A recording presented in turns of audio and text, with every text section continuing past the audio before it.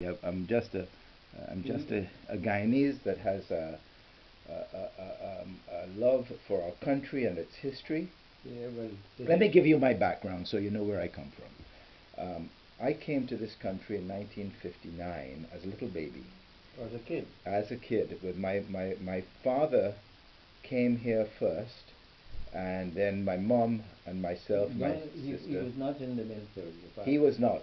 Of his eight brothers, five of them served in the military. One was killed. He went to Singapore, and he died there. It was after the war. No. He was torpedoed on a ship. Oh, yeah. His name was Douglas. But I came here as a 3-year-old child, and growing up, I really didn't know too much about Guyana. But my parents loved the Guyana they left behind, and thought, well, let's go back in 1970, Yeah. which we did. You went back in 70. We went back and I went to What Queen's sort of College. business? Were they business people? My mom and dad, Mm. we were in a catering business. We had a catering business. What But were you had a restaurant? well, in fact, when they went back to Guyana, the University of Guyana at that time had a lovely cafeteria, and they were running it. Oh, it was in Kings. No, this is in Turkine. You know what Turkine is on the east coast. No, well, the only college, Guiana college that I knew was when they were in Big Dam. Yeah. So don't forget, I left Guyana in 1944. I know.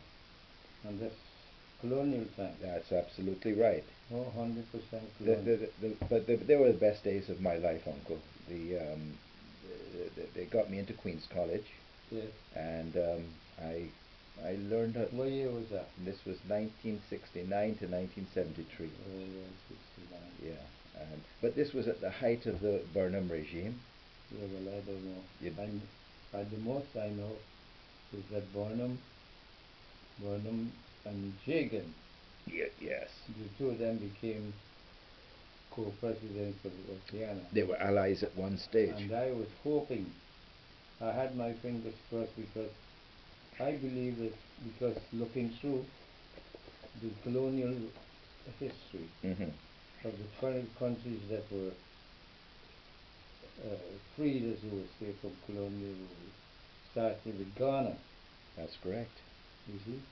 And when it came to Guyana, I was really looking to see, when I noticed it was Burnham and Jagan, I said, oh well, if they play the cards right, they could do something good, because it's two different races. That's right. Yes. That had that, but one thing that was wrong with that, and it was so vital. Main thing that was wrong with that his Jagan's wife, Janet, she was white American. no, she was part of hated family in Guyana, in America. Why? Because she was Jewish. No. She was The Rosenberg. Rosenberg.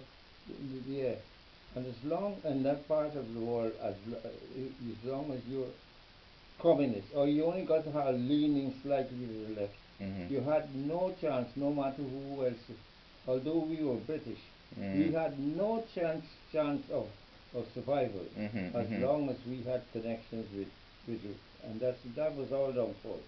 That was our downfall, because Bonham was pro-British, because he went to British University. But with Jagan, then he married There you go, Uncle. I'll get a tray. I completely forgot to get a tray. You don't have to go to this trouble for me. You're welcome. Where are the trays, Uncle? In the cupboard? Yeah, in the end cupboard. The end cupboard in the left hand corner. And that was the problem. And as long as that existed. There you are, I'm sorry. There you go. Thank you. Sorry, your first name? Jem. Jem. Thank you, Jem. Thank you very much. It's gonna get cold. But I had one before. I told you I was gonna cook when I got here. No, you didn't. Yes, I did. Look at this lady taking care of you, man. Well, she works, she works all week, and she only come here for a few hours. On weekends? No, well, not weekends, but every so often. She works with John Lewis in the stores. So she's got to, but it's nice of her to come and make a nice dinner for me. What prompted you to come, leave Guyana in the first place, though, Uncle? My future. Your future? Yeah. I couldn't see. Guyana was good for my upbringing, my initial, because the main thing for me is I learned to speak English. Excuse me, you were speaking English anyway. No. Well, what do you mean? What type of English you mean? Grammatical, and went to school. Oh, I see. Okay. I went to school and I learned it. Because in those days it was basic, everybody speaks. But the other thing that I noticed in Guyana that could cause a difference, we have Indians, we would call black or African. The Indians had two languages. What were their two languages? English and their Hindi language, whatever. And they never gave up that. Their language and their custom. Did you encounter ethnic problems when you were growing up in Guyana? Well, it wasn't. Conquered a lot of that because you were describing to me on the phone how an area in was it in Kingston? Yes. Where they assembled. That's right. Was that an area there? The immigration. But according to the British colonial system, they were allowed to go back to India. Whoever because they were indentured laborers. That's right. They were allowed to go back to India. Yes. They used to bring this great big boat. What was the name of the boat? You remember it? Ganges. Ganges. And living in Kingston, where I could look from the coke, you know what we call the coke in Kingston, but that's where I live. So, and I could see all the boats moving. So you're right by the Atlantic, right on the. On the seawall. On the seawall. Yeah. But you know that whole area's changed out now. Well, it's got everything changed in 70 odd years. It's got to change. But what I'm saying is that I got to know some basic things about Guyana. Such as? That's what I said. They had this thing, and they had this assembly up in the top of Fort Street there, where they would assemble to enroll to go back to India. What was it? An office? A big building, and a big yard in front where they come from all over the country to register, and they would sit there, and they had a man who lived, Janki. Janki was his name. Mr. Janki? Yeah, he was the man with his family lived there and was responsible for this. Was he an East Indian gentleman? Yeah, Indian, yeah. Okay. While the other black people and the others, they didn't have that. I remember going on the train. From Georgetown? Yeah. To where? Rosignol? I was going to Golden Grove. Golden Grove. And I'm sitting there, and it's all these Indian people in this carriage. Mostly Indian women. Speaking Hindi? No, all of them were there. Nobody was speaking to the others because we were just passengers. Yes. But by the time we got to Pleasant, they were all speaking to each other and I couldn't understand the word they were saying. So I was separated from them, although I was a Guyanese, and they're not interested in speaking English. And that was my only basic language. And in Guyana, we not like Jamaicans. We like to speak English grammatically. Guyanese, that's it. You say your English fine. Not a lot of Indians. They like to keep their language and their custom. While with us, we like to keep the English language and the custom. The school you went to, Uncle Roy, Kingston. Were they strict disciplinarians at that school? Yeah, well, of course, all schools. So if you were out of line, you got enough licks. Well, you behave yourself as a school kid. None of this rubbish about. Yeah, you go to school. Yeah. And your school teacher was one of the most respected forces. Do you remember any of the teachers' names? Oh, you wouldn't know.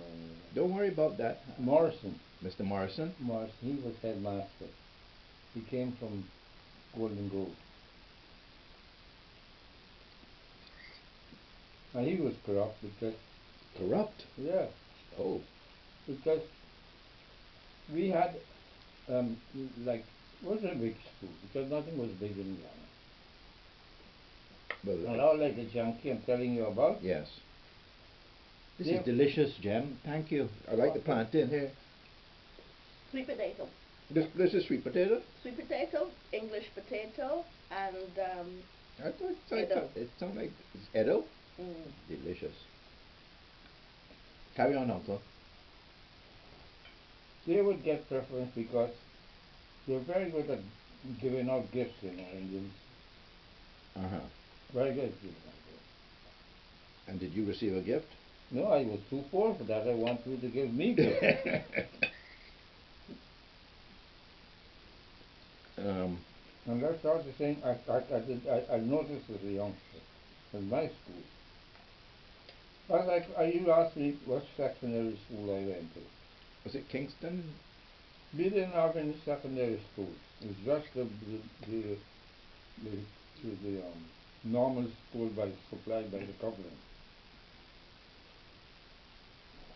There was one fellow, he became foreign secretary for Guyana, of a young fellow.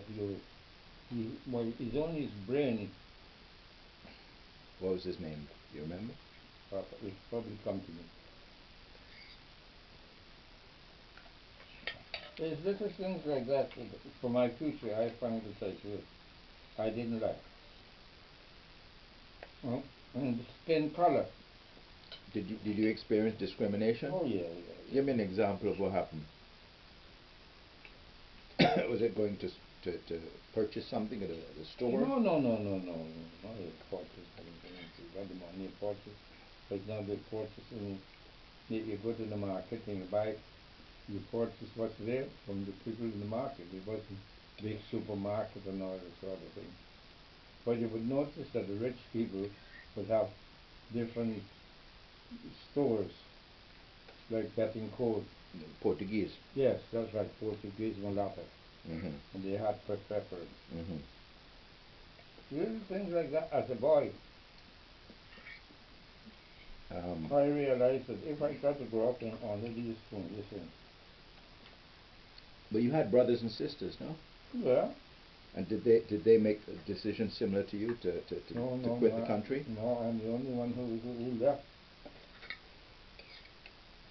I'm the only when I enlisted and I had to go through all these tests. I had an office there in the same up in the same area we had celebrated Jackie. Yeah. The immigration place. And I used to go there to get these tests. And my mother didn't know. I was a poor woman. She's a washerwoman.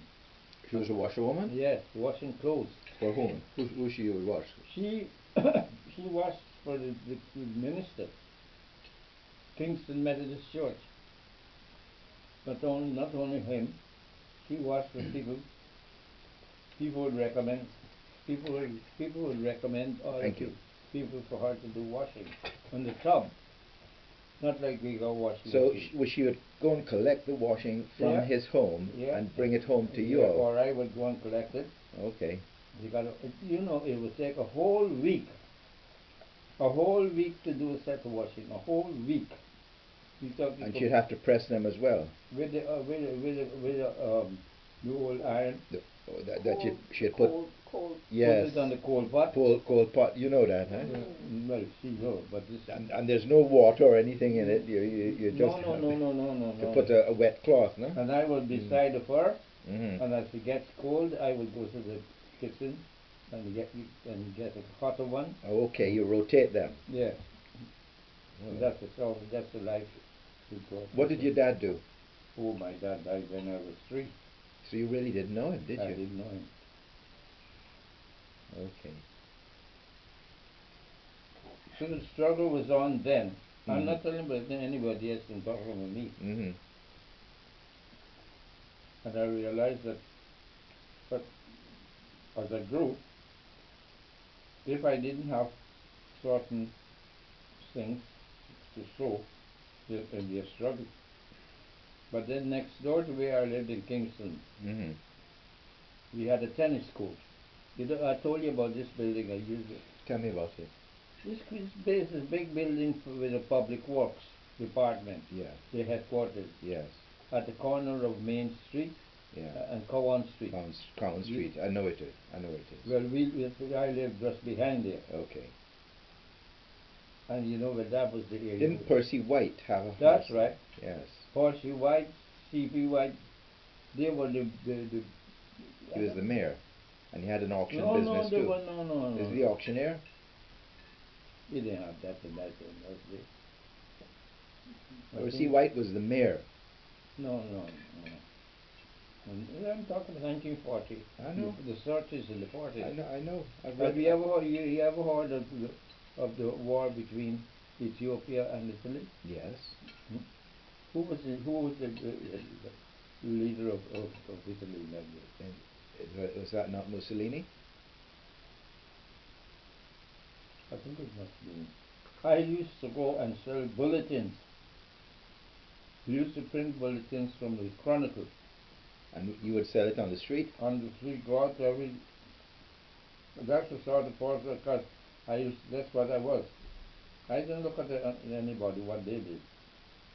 So maybe the energy will make me sort of semi-political, you know. Ah, okay. Jem, you two came over here when you were very young? Yes, I was 11. 11? Yeah. You've been back since, no doubt. Oh, just on holiday, yes. Yeah? Yes. Catch up with family. Then Desmond's dad and my dad were brothers. As his uncle. Uncle, okay. My dad was the youngest of the... Have they all passed now? Yes. So, Uncle's the only one left now. So Uncle Roy is the patriarch. Yes. Yes. Do you remember the journey, Uncle Roy, leaving Guyana? Was it on board a boat taking you to Trinidad, and then you on troop ship, because I came from military, you know. So it was yourself and other individuals that had enlisted from Georgetown? No. They came as a contingent from Guyana. From Guyana. Not individuals. So this was a division. Do you remember any of your fellow soldiers? I came in the area, the Royal Air Force, not the Army. Okay. So your fellow Royal Air Force members. I know my Uncle Rory was one. Rory, but you see, when I came, we left Guyana as civilians, in civilian clothes. But we were enlisted on the 24th of March, 1944, on board this ship. You remember the ship name? It was a little flat bottom ship. And we went from there overnight to Trinidad. And we stayed in Trinidad for 6 weeks. 6 weeks? What, training? Yes, training. Supposed to be training. Okay. So we had these English officers to train us. Yeah. But where they put us to stay was in the savannah. You know the savannah? Yes. You know the pavilion area. That's where we stayed for 6 weeks. In what, cots? You slept on cots? No, we had to sleep in the stand. On the stand? Yes. Where they played cricket? That's right. So after 6 weeks, they gave you we went on another troop ship. That took you from... While we were in Trinidad, fellows from Trinidad and Tobago, Grenada, Barbados, or what they call the Southern Caribbean.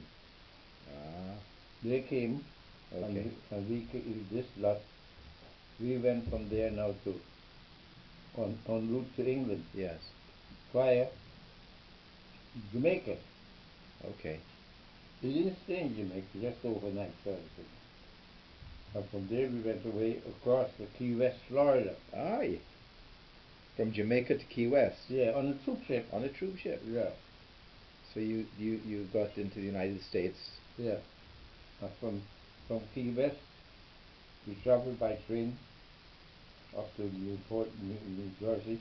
So you go through Miami, go through Tampa, Florida, all the way. Wow, that was some long train journey. Next to trains, a train is passing and now all you could hear is "Teddick, Teddick." It was quite an experience. Anyhow, we went to Connecticut? no, to this camp. This camp in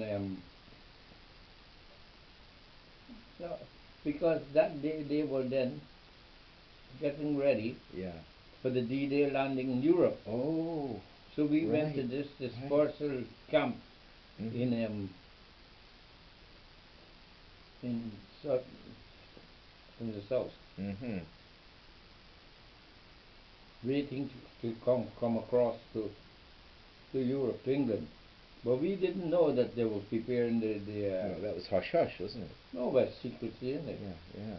Well, I think it was known that there's going to be a landing. Yeah. The D-Day landing. You ordered the D-Day landing. Of course, yes. You know how that was performed? Yeah, well, it was like an armada of ships. Well, not just ships across the English Channel. Yes, of course. We landed. We came from America, came all the way around, because with the convoy, you can't take a direct line. You got to have so many ships, and then you have all these ships to guard us and the freight, whatever ships. Well, we came from America, all along the East Coast, all up, and then come to England. And we landed in Liverpool. From what, New York then? Did you? Yeah. From New Jersey. New Jersey, and then you went maybe about what, 5 days? No. How long? About a fortnight. A fortnight? Yeah. From New Jersey to Liverpool. Yeah. Wow. You see, you got to go very slow because you're in a convoy. Yes. So you got to Liverpool, and what happened? We got to Liverpool. We were out in the bay.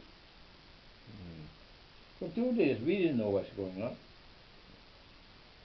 And when we did land, they took us from Liverpool, which is on the west coast of England, northwest, right across to the northeast, which is Scarborough, you know? Yes. Filey? Of course.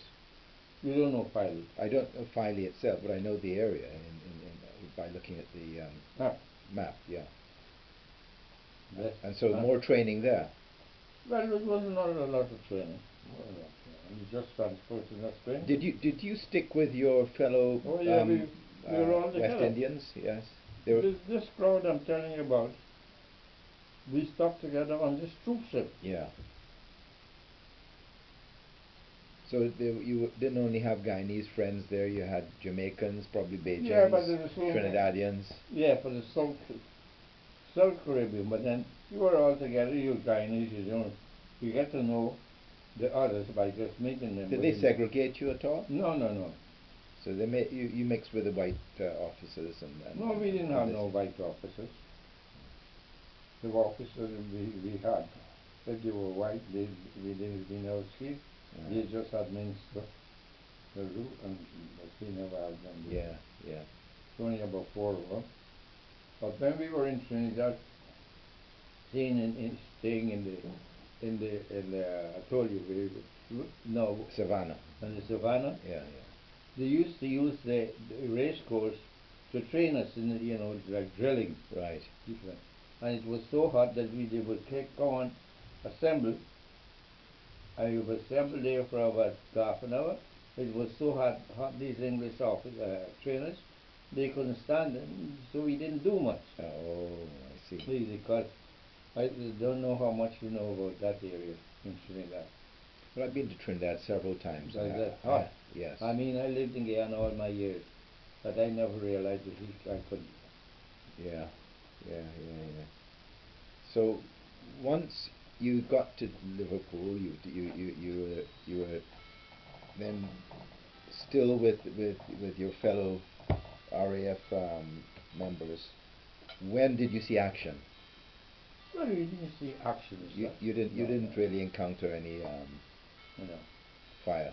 No, because when we came to, they took us over to the other side. Yeah. By train. Yeah. And that D-Day started on the 6th of June. Right. And we had to get now training at this camp. Yes. In Filey in Yorkshire. Yeah. And then we were assessed because came really. Do you remember what month that was? June. That was June, yeah. Okay. June the 4th. Okay. And then we given some military training. And we were assessed for trades. So what trade did you? Well, as I was a mechanic, because I was a mechanic, apprentice mechanic. Yes. At Booker's Garage. Used to repair cars and trucks and so on. Cars. But because that Booker's Garage that I was at, when we went to Trinidad on this first journey, it had a fire and burned that you wouldn't even know it. Aye. In 1944, you weren't born, were you? No, I wasn't born. No, but this was when the big fire took place. That's right. It started in the drugstore. Wherever. Yes. And that's where I worked as an apprentice. So just off Main Street, huh? I think. Yeah. What street? It was Church Street. Yeah, okay. Once the war had finished, Uncle, you decided to stay in the United Kingdom. Yeah. Did you ever have an inkling, though, to return to Guyana? No? No. Your mum was still in Guyana. Oh, she had died. She died in 47. Okay. She had just had a stroke. How old was your mum when she died? I don't know for sure. Because that's her day. Oh, a lovely lady. Yes. Lovely lady. Okay, so she died in 47. Yeah. But and how many siblings were there? 7. 7. Wow. But She did well to bring up all of you all. Except the one that lives in Crown Street where your family lives. Yeah. Next door. Okay. My brother. My dad. That's your dad. See, we were neighbours. My family I was 154 Crown Street. You all were 152. 152. Yeah. You see, and Clive Lloyd, the cricketer, also lived. I know. His family was next door. But I was in Kingston, 4th Street, Kingston, by the cooker. I know the area. As a child, this may sound like frivolous things, but what sort of games did you play? Well, it was a game of cricket. So you're a cricket man. But then, where I said in this big yard, they had this public works building, have a lot of space, both sides. So this English one who had a big house, he created for the expats. Okay. Tennis courts. So where is this tennis court? In his yard? No. What to tell you? In the yard of this big. Do you remember the name of the house? The public works department. Within the public works. Yeah. That's what I'm saying. It has so much space. Okay. Both sides of the actual building that they used to part with and created two. And I used to go in the evening after school, and we used to call the field tennis. We call it ball boy. Ball boy. Ball boy, like they call it ball tennis court. Yes, yeah. And that was I could go over there after school. 8 cents I would get. 8 cents for picking up the ball. Yeah, but they gave me something to do, and then I learned to play the game extremely well. To play tennis? Oh yes. That I would knock up with this was all for expats. Yeah. We didn't call them expats in those days. So you played against them? No. I was ball boy for the. But you said you learned the game. Who taught you the game? Myself. You just learned it. Oh, okay. I used to play under this big building. Was like a car park. So it's a bottom house. Yeah. And I used to have a bat in the dark. Whoa. And play, and that's how I learned to play. But I was small, but very energetic. Like, like in the tropics, you know, you get up early in the morning. Everywhere you think you run here, you run there.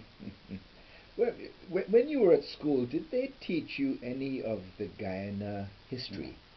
Did, when, I know you didn't go beyond into high school as such, but what I found through my research is that the schools back then would teach you history about the Romans and No, the no, no. Well, British and the that's Middle history. Ages, but not how the history of Guyana, not telling you about the indentured laborers, about enslaved Africans, Mm-mm. about the Coffee Rebellion Mm-mm. and so forth. Did you No, know about no, any of that? no, You didn't. You no. see. We knew. I'll tell you what they taught you. Arithmetic, you need to study, hygiene. You could learn history, but I didn't want history because I said, history is no good to me. I Okay. prefer geography. Okay. And this is all basic school, not Mm-hmm. high school. You get when you become 16, you went to school. You take a school leaving exam. And Okay. if you leave school, then The common entrance. What did they call it back then? The school leaving exam. It had a name, huh? the school leaving. Oh, that's what. Okay. 16, and then, all like me, I couldn't go any further because I have to start working to give money to take some money home. To help your mom. But not only to start my money, I got the apprenticeship. But due to being a ball boy at this country, I knew expat who was the manager of Booker's Hardware, Mm-hmm. and he was connected to this tennis. And he got me an apprenticeship at Booker. I couldn't have got an apprenticeship at Booker's Hardware No. if I didn't have a way with their godfather. Uh-huh. And he got me that. So he pulled the string. Yeah, yeah. Indians were paying $25 for that particular, yeah. Well. Crap. Hmm. That when this thing came along for the RAF, I saw this little thing in the papers and I applied, and I had to go through all these different tests. I never told my mother because I didn't want to upset her. When you did tell her, how did she react? When I was completely finished and I got my paper, I went to her and I told her, and she looked at me, and she didn't say anything. And she went, and she knew one of her old friends, Yeah. old lady, Yeah. lived in the street at the back, Barrack Street. And she came back, she said to me, boy, I give you my blessing. Even my brothers and my sister, they didn't know. Okay. Because I think I used to look at life much different to all of them. Mm. Especially going to that tennis court. Mm-hmm. I used to sit down, I used to listen to these expats when they're sitting down between games. Mm-hmm. And I used to say to myself, how is it that they're living in Guyana? And they never talk about Guyana, always talked about England. Yes. Boom. Yeah. And I realized that when I came here, Yeah. all I want to know is what's going on with or how Guyana is getting on. Yeah. Anyway. How did you receive your information once you were here? Were you calling home frequently, speaking? No, oh no. No. No, London was the headquarters of news. So you're in London then from 1945 and 44. 44, excuse me. How were you treated? I was treated all right. You didn't encounter discrimination? Yeah, it was discrimination in Guyana. That doesn't worry me. All right. Well, you're looking for somewhere to live now. You're here Yeah, as a. well, we see. War is over. You need to. No, the war wasn't over. No. All right. Once the war is over, you got to find work. Yeah, well, you just get on because this country was on its knees. I know. Everybody was suffering. There was rationing. They didn't like us because they didn't know about us. You meet people and they would tell you straight through full blank. They see, and if you go to the cinema, they will show you Africans living in trees, and they said, how is it to speak English? You talking to them in English. Better English sometimes. Yeah, exactly. And they're looking at you, and although they're looking at you, you just cannot understand. I said, well, we know that you lived in trees. And you got tails. Yeah. They tell you to show you how the British carried on the colonial empire. Yeah. But then when they get to realize the difference, yes, we became, for me, I never bothered too much. If you don't like me, you don't like me. And I never, because I just get on with it. Oh, and you as you did, and where was your first home in London? Do you remember? As a civilian. As a civilian. No, in London, Labrador. So you went right into the heart of things there. That's where a lot of the West Indians. No, no, no. Well, in the Notting Hill area. Yeah, well, in the you 40s know, and 50s. I left. I went. I became civilian in 47 when I left the RAF. Mm-hmm. And in 1948, 49, we got. You see, it wasn't a hell of a lot of us. Mm. And people just, went here, Gladwell Grove, nothing else, and then lots of fellas. Can you call names of any of your contemporaries, individuals that you were close with back then? You did mention my uncle, actually. Let me tell you what happened when Desmond said that he met me and my wife the other day. Uncle Roy said, well, he knew of a Patrick Westmus. I know Patrick. Patrick came in the next. No, but the other Westmus, the bigger brother. Which one? I couldn't remember what was his first name. Well, it was just coincidental that there were two Patricks, but they were cousins. The one he knew was not my father, but my father's cousin. But I knew exactly who it is because he was the chauffeur for the Ghanaian High Commissioner. Is that correct? He was his chauffeur. No. Here, yes. Yes, yeah, here, I know him as I knew Weldon. Yeah, You never met him? He was a welder as well? No, I know him from the RAF. I know him as a chauffeur. Patrick. Yeah. I never met him. He passed away, but I know he loved his whiskey. Oh, yes, man. I know he had let's say he liked his drink, but his son and daughter I know. His son lives in Portsmouth and daughter in Los Angeles. I've been pulling together family from all around, and this is the first time I've heard of someone that knows this particular individual. Oh yeah, Patrick. Yeah. Because our pastime entertainment, we work during the week, and we have dances. Yeah. West Indian dances. Yeah.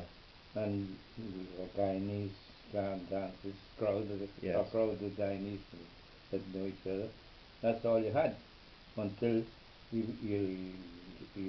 had families and you expand. You used to go to these dances a lot? Yeah, well, we would organize the dances, small dances for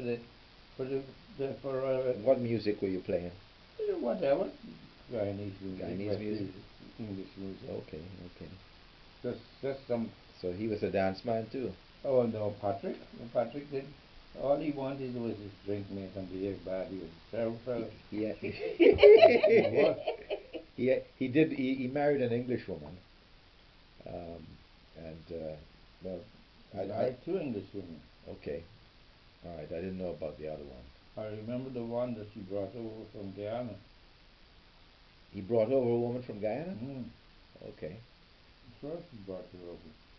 Well, they lived up there in Wembley. Yes, I believe they had a home in Wembley. By the North Circular. I remember that winter when the poor girl was frozen. He didn't care. He was a terrible fellow. Oh my goodness. He was. I mean, he was terrible. What sort? He was abusive. Yeah. Oh dear. Especially after he died of his teeth. Oh my. See what liquor does to you. Yeah. Yeah. My father too did like his drink, but he would just fall asleep. That was the best type of drunk you could have. Just go to sleep. Just sleep it off. They used to live in West Hampstead. You know West Hampstead? Yes. Apparently, when he passed away, the house went to his brother Eddie. And there was a whole controversy around that. Anyway, And he would say, weekend, this morning, he says, he ain't going nowhere. He got his bottle of whiskey there, and whatever he has to eat, and that's always his weekend. Yeah. Because he would go to the dance, but he wouldn't dance. He wasn't a dance man. No. He just wanted his drink. Yeah. So was Patrick, but the one that was in charge of our contingent from Guyana. What was his name? was a sergeant, so he had Paul. And he was Guyanese. Yeah, Patrick. No, Westman. Yeah. I don't know, I can't remember what his first name was. But he was a sergeant to be a... No, you're saying my uncle was a sergeant? Yes. Oh, I wasn't aware of his rank. Oh yes, oh yeah. Okay. That is why he was in charge of us as a local. I got you. As a local. I got it. And all of my mates there, they are right dead now that I can't even... You can't remember their names? I can't even phone one of them to find out what his name was. As a veteran, are you in touch with any of the veterans from the Caribbean? Because you know they have a very tight unit here in the UK. And in fact, from my contemporaries, yes, none of them are there. None of them. There's a club. Yeah, there is a club in Clapham. Clapham, yeah. Yeah. We opened that club. Yes. WASP, I think they call it. What? West Indian ex-servicemen. Yeah, yes. I remember that. Yeah, I go there once in a while. Yeah. Prince Charles and Princess Diana went there. Yeah, absolutely. Several years I went to the march from... You've marched? Oh yeah, from the Yes? Yeah. So he's got all his medals and everything, huh? No, I never was. No, I didn't bother with that. No? It marched in the... Okay. Yeah. Wow. See my picture there? Where is it? Oh, this one? Okay, I'm going to take a shot of that. Lovely. The days that that our West Indians, or let's say the contribution our West Indians gave towards the war, has often been overlooked, but it's now gaining prominence. We have our own memorial in Brixton. They now have a black poppy. Okay. They have a black poppy that they give out, sell every year. I was fortunate to be invited to the memorial and the unveiling of that. So have you got an organization that you belong to? Well, when Juanita's my wife, and I came back from Guyana, and I'll just preface a little bit to say that although I grew up in England, I went back to Guyana several times, left when I was around 20, I'm 61 now, and I went to live in the States. I lived over 30 years in the States. I came back to England 10 years ago, after my divorce from my first wife, and took care of my dad, who since passed away. He had Alzheimer's. Met my current wife, Juanita, and decided to stay.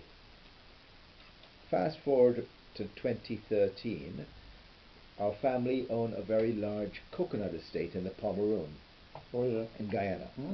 We're part of the Stull family. And that must be cold. just put it in the microwave for a second. I don't know how to use that thing. I'll make you a fresh one. Cup. You may have heard of the Stull family. I knew Stull. You did? There was Stull in the area with me. Who was that? Willie? Which Stull was that? Do you remember the name? He and I used to play table tennis. He liked table tennis. If you could remember his first name, he's family to me. That came in the area. Yeah? Yeah. Did you know? I believe George Stull. I think his name was George. Yes. My Uncle George was in the RAF. Yeah, well, he and I. And he lived in Ealing. But yeah, well, he lived over, but I don't know where he lived, but we used to meet at the club in Wimpole Street. Oh, right. You know Wimpole Street? Yes, of course I know Wimpole Street. We used to have a club in Wimpole Street, where we had a table tennis. He was a big cricket man. But yeah, well, all of us were But Stull? Yeah, Stull. So, just to let you know, we own a coconut estate in Guyana, and I went back home in 2013 to run the estate, to sort it out, to put it in running order. It was mismanaged. So we now have it leased. It's 1,000 acres of coconuts. It produces many nuts, and it's now in the hands of a company doing well. So is it exported? We export the coconuts. We export now these are the mature nuts, not water coconut. No. Well, anyway, we came back 2 years after, so in 2013, 2015 we returned to the United Kingdom, but we were, my wife and I, hearing a lot of negativity about Guyana still, and we decided to start our own association or initiative to educate the Guyanese as to what's going on, to put it in colloquial talk. But the main thing is that it wasn't because, do you know, at one time Guyana had 96% literacy? Yes, of course. When I hear Beijing saying the Guyanese going to Barbados and all this stuff, we used to feed them because we had rice, we had sugar, we had big countries, Barbados and Trinidad had money because of the oil and the pitch lake. Yeah, right. But exactly. Guyana was really respected. Yes. But I don't know since when, since this, and then that's what really put me off Guyana. I realized if we had had the foresight of, see, politics is a nasty business. If we had realized what we had with the blacks and the Indians, so to speak. Yeah. Because the Indians are commercial people. Yeah. Black people can't run a shop. Yeah. An Indian will sit there all day and sell you six pence. I know. You see? And that's the difference. And they would eat dal and rice. I live in Kingston, man. I live in Kingston, so I know all about them. Yeah. But they were all Guyanese. But then when they realize politics is power, they start fighting among themselves. So that's the beginning of the end. Exactly. But anyway, we decided last year, January, to start an organization to educate the Guyanese. So once a month, we gather in Tooting, approximately 60 to 80 Guyanese, from 2 o'clock to 5 at a location that is actually run by a Guyanese gentleman, and we have a discussion, 3 speakers, and we call it Guyana Speaks. And we've had talks on discovering your Guyanese ancestry, talking about the contribution to West Indian cricket by our Guyanese, talking about the contribution of the in this day and age is teaching people how to develop the country. Well, that is, but that too is happening, and we had in November a discussion about what will oil do for Guyana. You know, now we have discovered oil. We've always had oil. Well, it is now being explored, and by 2020, ExxonMobil will start to. Well, Desmond and I, we were trying to have an argument about that. Well, Desmond is involved. Of course, he has his organization. Because if the fact that we are so near to the reason why Venezuela has got oil, because or Trinidad has got oil, the vein from that particular area up in the northwest. Yeah. And that is the northwest where they're exploring this oil. But it's got to be offshore. It is offshore. It's 124 miles offshore. So it's very expensive. And you look at, I remember when they found oil in the North Sea here in England, in Britain. It was closer to Scotland. Yes. Now it's gone so far out and out and out that it's becoming, well, it costs so much to get the oil out now. Yeah. That it's not as thing as it used to when it started. Yeah. Well, so, anyway, we have a commitment by Hess Oil, Exxon. Yeah, they're there just to make money, mate. Well, they have to make money, but as a result, yeah, but then we have to monitor it as a country, as an entity. But it's now the 9th largest reserve. Yeah, but in the then world. how many are they going to train? Yes. Train the Guyanese are already in training. Yeah, no. So look, it's going to happen whichever way. It has to be monitored. It has to be done above board. But well, yeah, it's done above board, but it benefit Guyana as much as it can, because the fact that we just have the oil, we have to bring everybody in to explore it and make it work. we won't have much of a say. Because look at Nigeria.